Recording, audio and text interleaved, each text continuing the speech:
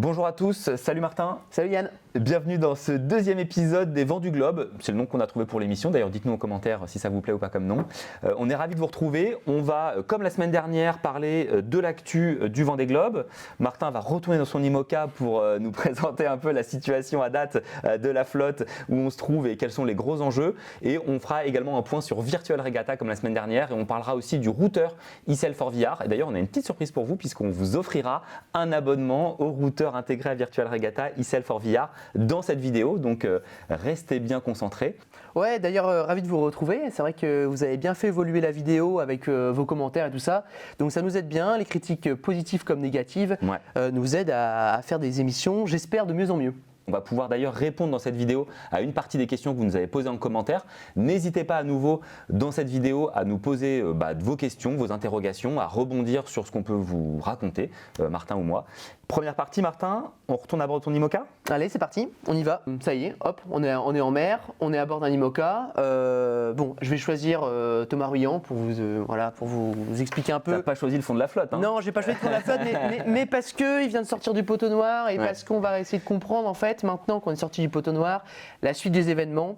Qu'est-ce qui va se passer en gros jusqu'au Cap de Bonne-Espérance. Trop bien. Donc, on est le petit matin, je récupère le classement du matin, je suis à bord de l'IMOCA. Qu'est-ce que je fais ? Bon, alors déjà, ce que je fais, c'est une analyse de la flotte, c'est-à-dire où sont mes concurrents. Est-ce que j'ai été vite cette nuit ? Est-ce que eux sont restés plantés dans le poteau noir ? Je ne vais pas revenir sur le poteau noir, je crois qu'il y a beaucoup de vidéos qui l'ont analysé en long, en large et en travers. Ouais. En gros, le poteau noir, c'est la zone de convergence intertropicale. C'est une zone où le vent est compliqué, les passages sont étroits, il faut gagner vers le sud. Et cette zone-là, elle se déplace en gros d'est en ouest de manière un peu aléatoire, avec beaucoup de grains, beaucoup d'activités orageuses. En gros, c'est vraiment la foire et on s'en sort comme on peut. On a 24 heures de décalage avec le jour où on tourne. Absolument. Donc la vidéo sortira demain vendredi, on est jeudi. Donc là, on récupère le classement du matin, du jeudi matin. Absolument. Donc demain, a priori, la majeure partie des concurrents de la tête de flotte seront sortis de ce poteau noir. Donc c'est pour ça que j'ai pas envie d'insister sur cette zone-là. Donc on est à bord de l'IMOCA, on regarde où sont les concurrents, on récupère le classement du matin. On se dit, voilà, donc où on est par rapport à nos routages de la veille, par exemple. Est-ce qu'on a avancé ? Est-ce que on est bien sur la route ?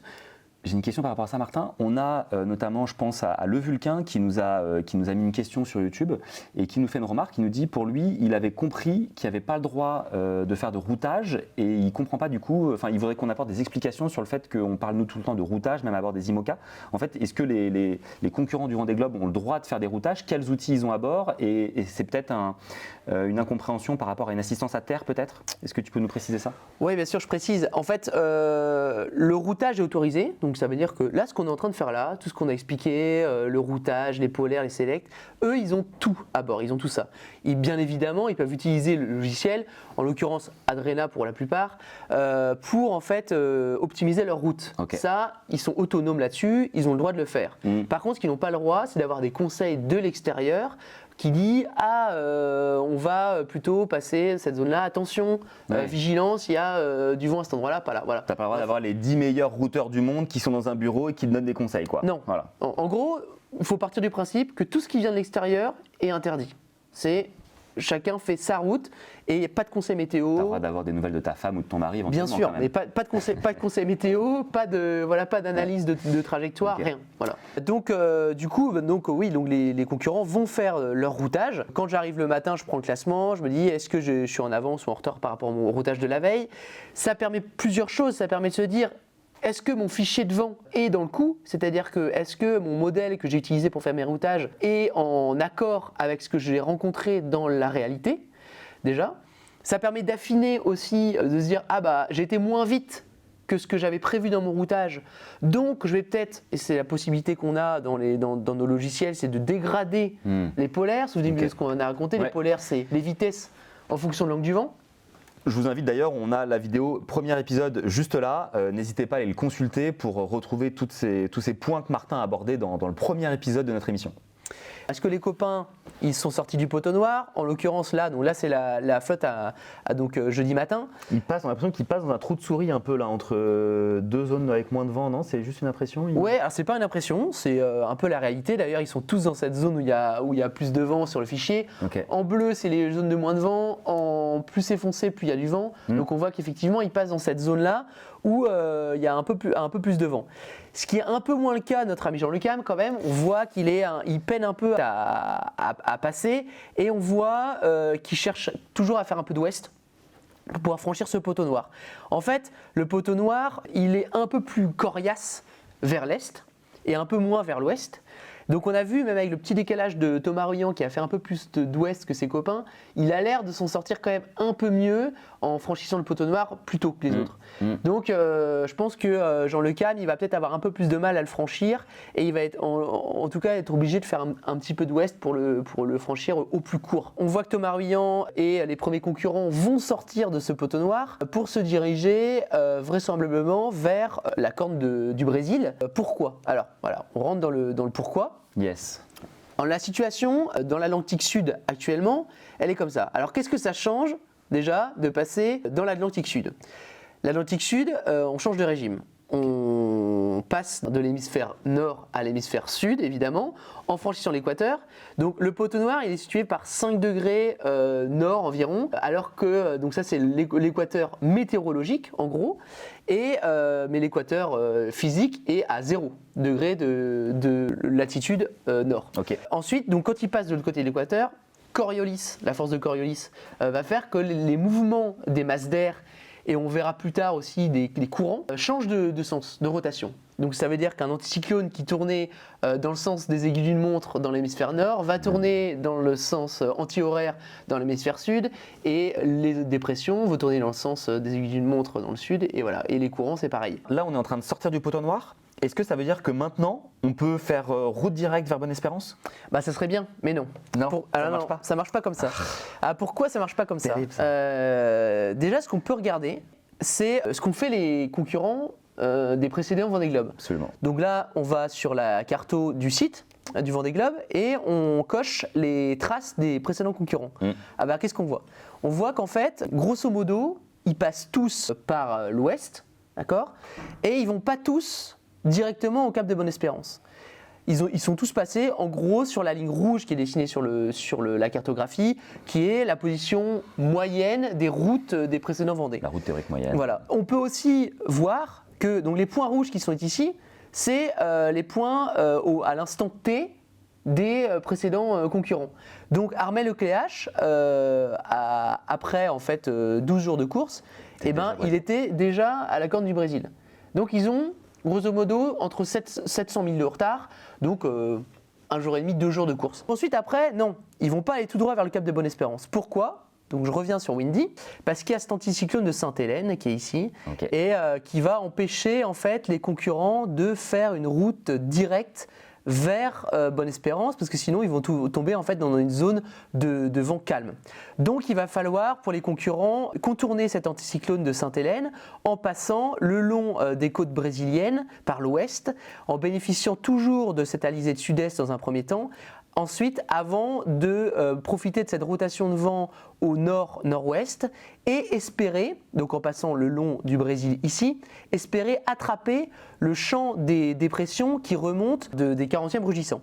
Donc en fait, on devrait pouvoir avoir cette remontée de dépression à partir de dimanche. Donc on voit ici qu'il y a la création en fait d'une petite dépression à cet endroit-ci, ici, qui va peut-être bénéficier aux premiers concurrents pour pouvoir l'attraper et descendre et glisser avec jusqu'au cap de Bonne-Espérance, s'ils arrivent à surfer dessus en fait jusqu'à Bonne-Espérance. Donc on voit là le déplacement de cette dépression qui descend en fait sud-ouest sur la route pour aller à Bonne-Espérance. Donc on verra bien si ces concurrents vont réussir à rester dans ce flux assez fort de nord-ouest.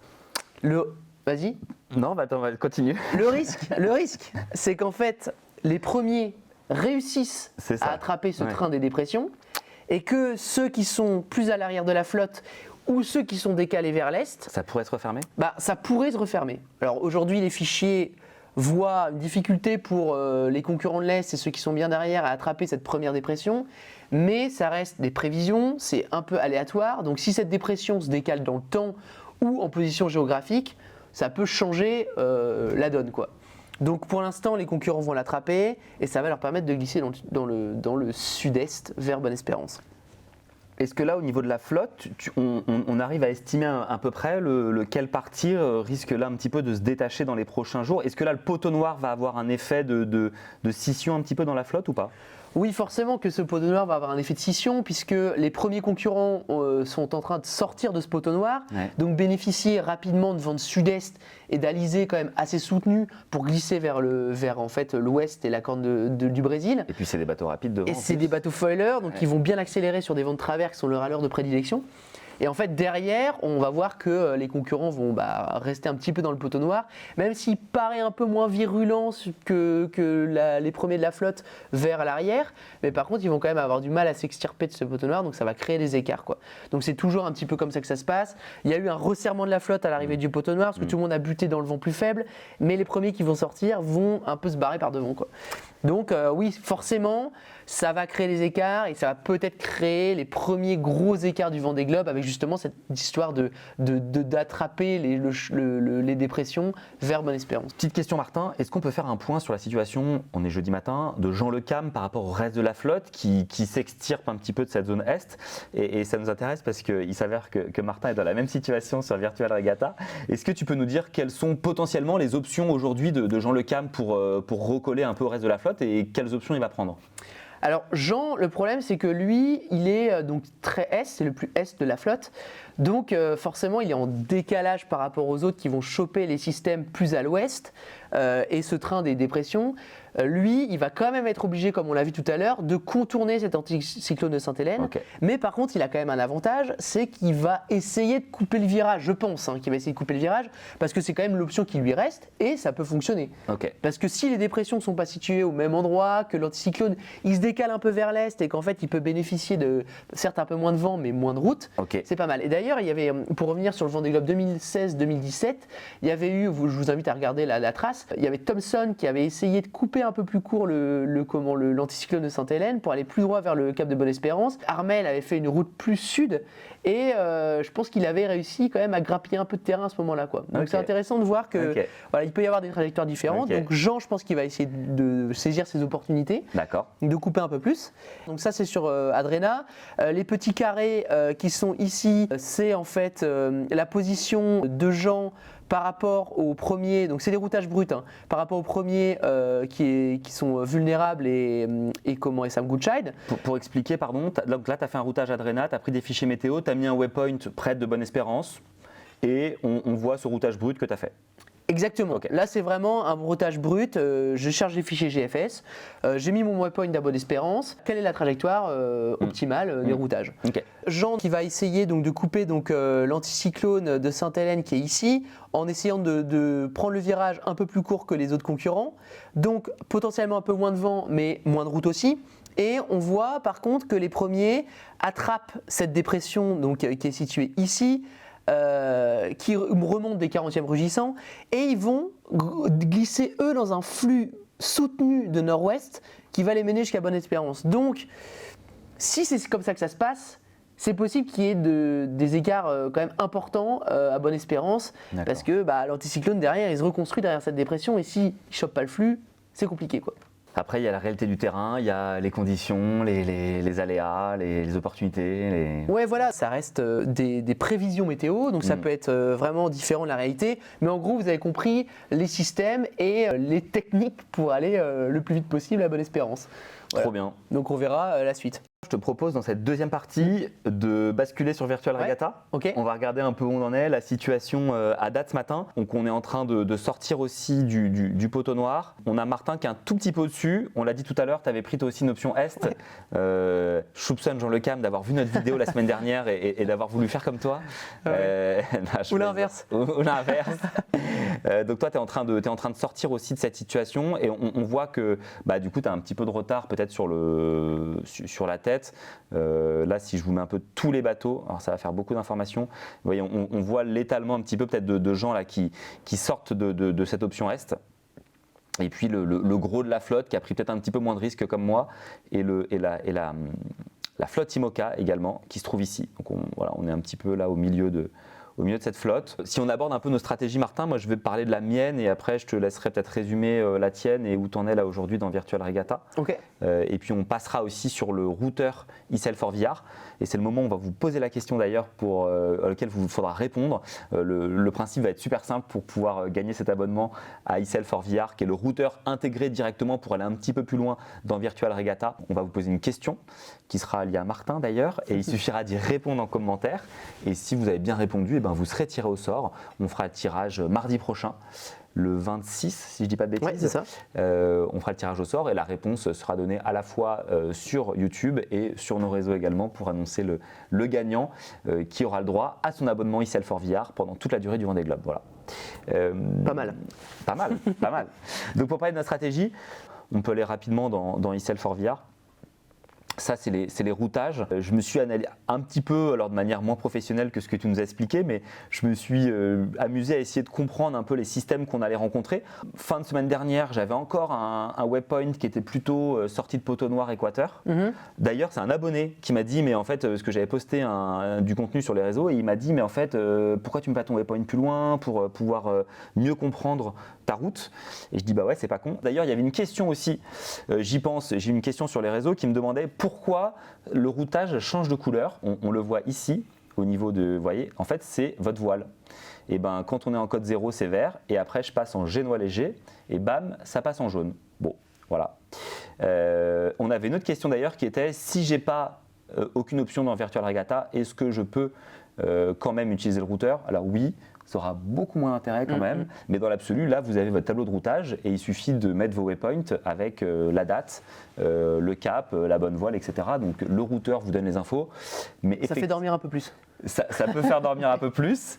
Ce qui pourra vous faire dormir un petit peu plus, c'est si vous avez à minima un full pack ou éventuellement si vous êtes en VIP, et bien là, d'avoir cet abonnement qu'on va vous offrir, ça peut quand même bien aider si vous ne l'avez pas déjà. Est-ce que toi, Martin, tu veux nous parler un peu de ta stratégie? Et d'ailleurs, on pourrait s'amuser peut-être je peux nous amuser à nous router tous les deux après pour voir ce que ça donne et voir la route que ça te fait prendre. Après, moi, je peux te dire assez vite que ma route est pas bonne actuellement. Okay. En fait, on l'a vu assez vite, cette route S qui s'est dégradée. Dès les premiers fichiers, la sortie des modèles du lendemain de la prise de décision, on a vu que la porte s'était un petit peu refermée.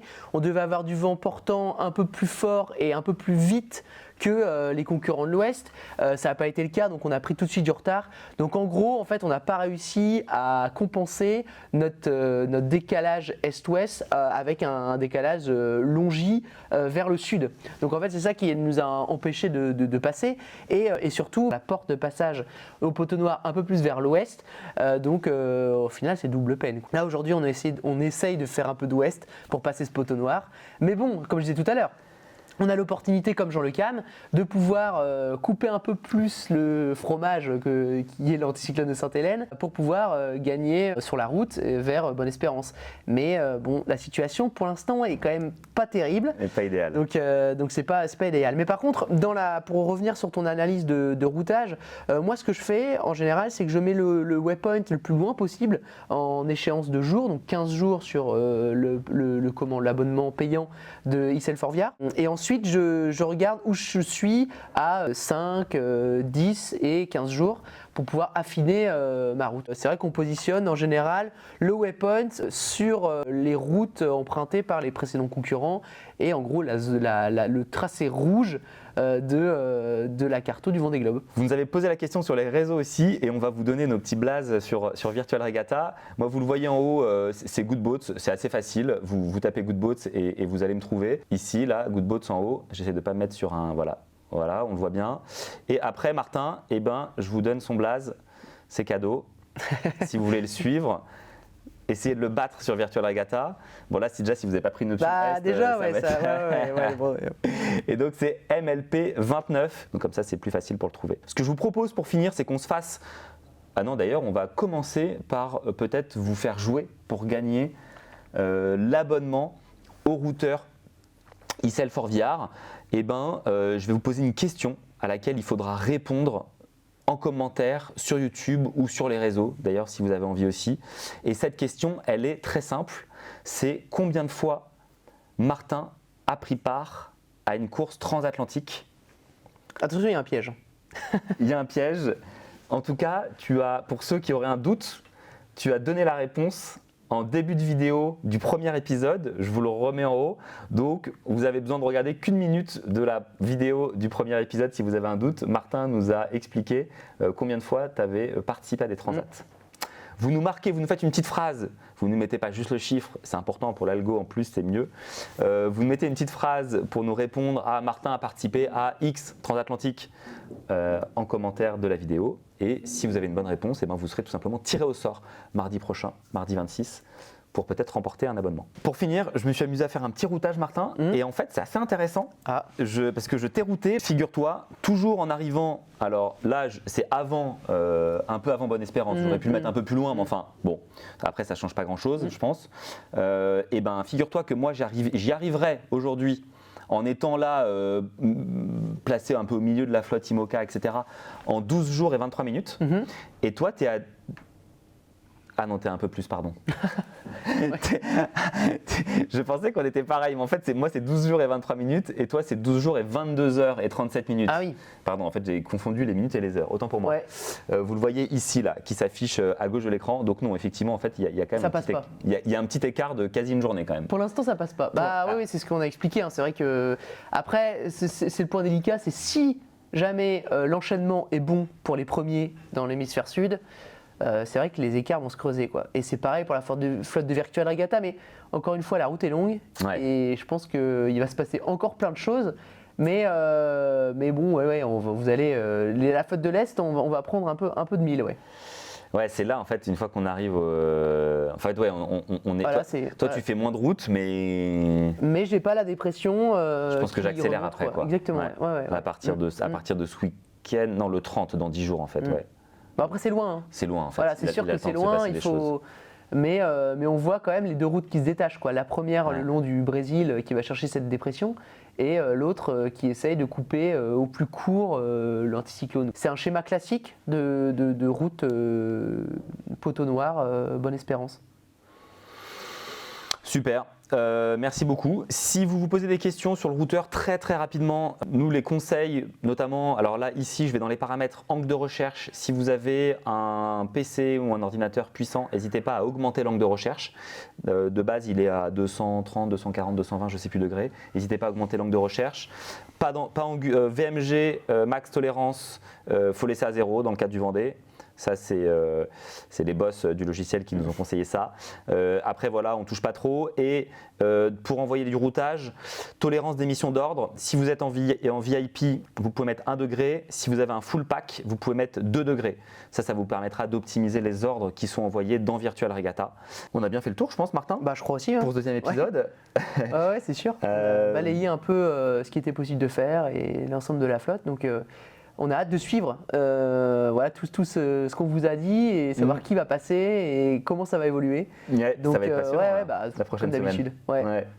Et bah, toujours pareil, abonnez-vous et activez la cloche pour ne pas louper le prochain épisode vendredi prochain.